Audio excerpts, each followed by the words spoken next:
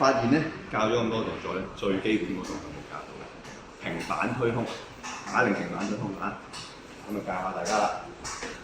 好，將個平板即係將個斜板較平，或者揾一張直接嘅平板啦。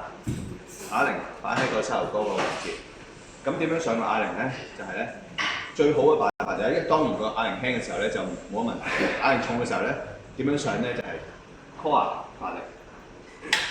隻腳送佢上嚟，送到上嚟唔好咁快走啊！隻腳鬆完之後穩定咗啦，啱啱90度啊，打開佢 ，OK， 斜斜地個手斜斜地試下推上去 ，OK 落個手踭去到推過水平就 OK 啦。之後斜斜地留翻大約2個拳頭位置啊，就唔好咁樣碰埋佢啊，咁樣2個拳頭位置，之後拉水平個身，斜斜地嘅咁就 OK。